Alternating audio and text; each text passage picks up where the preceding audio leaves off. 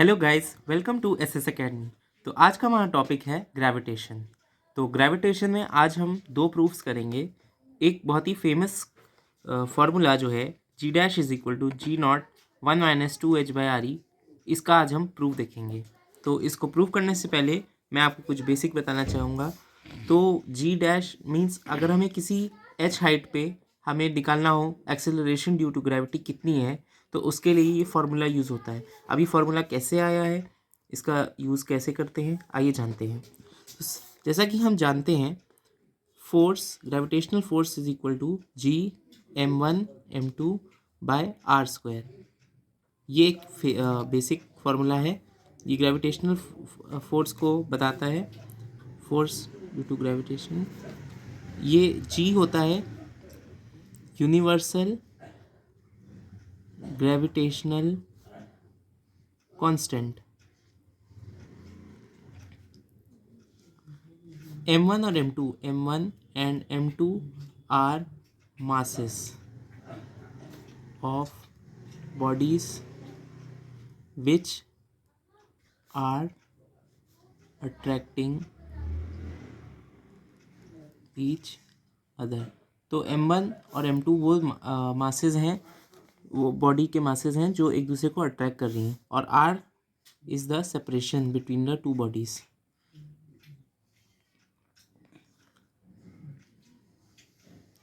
तो ये ग्रेविटेशनल का फार्मूला होता है m1 m2/r², और g प्रोपोर्शनलिटी कांस्टेंट है। r जो है हमारा separation between the two bodies है which are kept apart.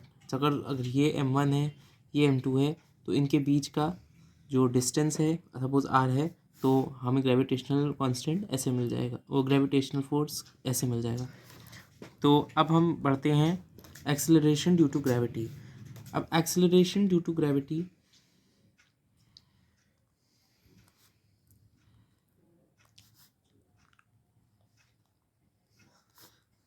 Acceleration due to gravity को हम स्मॉल जी से रिप्रेजेंट करते हैं। अब ये कैसे आएगा? जैसा कि हम न्यूटन्स लॉ ऑफ मोशन से जानते हैं, force is equal to mass into acceleration. अब इसी से जब हम एक्सेलरेशन जब ग्रेविटी की बात करते हैं तो ए जी बन जाता है। तो अगर हमें एक्सेलरेशन निकालना है तो acceleration is equal to force upon mass. तो अगर हम मान लें ये हमारी अर्थ है, इससे अगर इसके सरफेस पे एक बॉडी रखी है जिसका मास m है, तो उस पर कितना एक्सेलरेशन ड्यू टू ग्रेविटी होगी, उसको जानने के लिए हम इस फार्मूले से उसको डिराइव कर सकते हैं। तो g is equal to F/g/m। F G is gravitational force. तो अगर हम ऊपर वाला जो फार्मूला है इसको पुट करते हैं इस इक्वेशन नंबर 3 में, तो हमें मिलता है g is equal to capital G m1 m2 upon r², और ये स्मॉल m भी इधर है। तो अगर हम इसमें देखते हैं जो बॉडी हमने रखी है, सपोज कर लेते हैं m1 is equal to mass of body और m2 is equal to mass of earth. तो m1 हमारा मास ऑफ बॉडी हो जाएगा, तो यहाँ पे भी m1 आ जाएगा, तो ये m1 m2 कट जाएगा। तो g is equal to G m2/r²। इसको हम ऐसे भी लिखते हैं G_me/r², m यानी मास ऑफ अर्थ। तो हमारा एक फार्मूला बन जाता है। Acceleration due to gravity at the surface of earth is given as G_me/r², capital R², और r को RE भी लिखते हैं। तो ये हमारा फार्मूला बन गया acceleration due to gravity if body kept at earth's surface. तो ये me जो है मास ऑफ अर्थ हो गया, और RE हो गया रेडियस ऑफ अर्थ। तो अब हम अपने फार्मूले की तरफ मूव करते हैं। सब ये तो हमने देख लिया acceleration due to gravity when a body is kept at surface, यानी जब सरफेस पे यानी अर्थ के सरफेस पे कोई बॉडी रखी है, लेकिन अगर कोई हाइट h पे अगर कोई बॉडी है, तब उस पर एक्सेलरेशन ड्यू टू ग्रेविटी कितनी होगी, आइए उसको जानते हैं। सपोज़ अगर जैसे h हाइट पे कोई बॉडी रखी है, सपोज़ हमने कोई बॉडी रखी है, तो अब इस पर एक्सेलरेशन ड्यू टू ग्रेविटी कितनी होगी, ये इसको ना आइए हम मेजर करने के लिए आइए हम इसी फॉर्मूले को यूज़ करते हैं। तो फ्रेंड्स, जैसा कि हम जानते हैं G is equal to GME upon RE का स्क्वायर, लेकिन अगर कोई बॉडी जो है h हाइट पे है, तो वो रेडियस ऑफ अर्थ यानी RE प्लस h यानी इस हाइट पे है, तो हमारा रेडियस जो बन जाएगा, रेडियस यानी सेपरेशन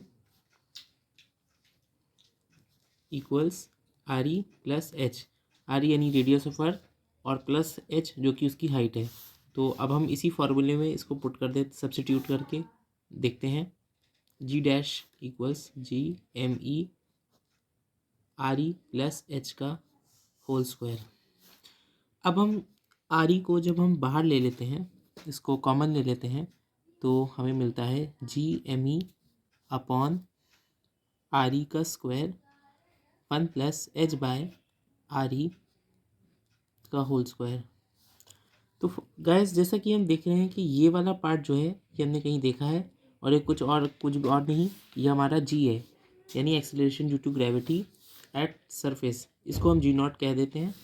तो ये हमारा एक्सेलरेशन ड्यू टू ग्रेविटी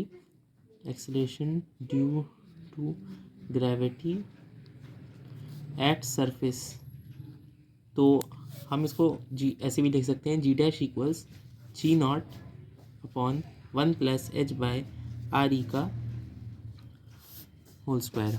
तो गाइस, अगर किसी हाइट h पे हमें एक्सेलरेशन ड्यू टू ग्रेविटी निकालनी है, तो इस फॉर्म में हम यूज़ कर सकते हैं।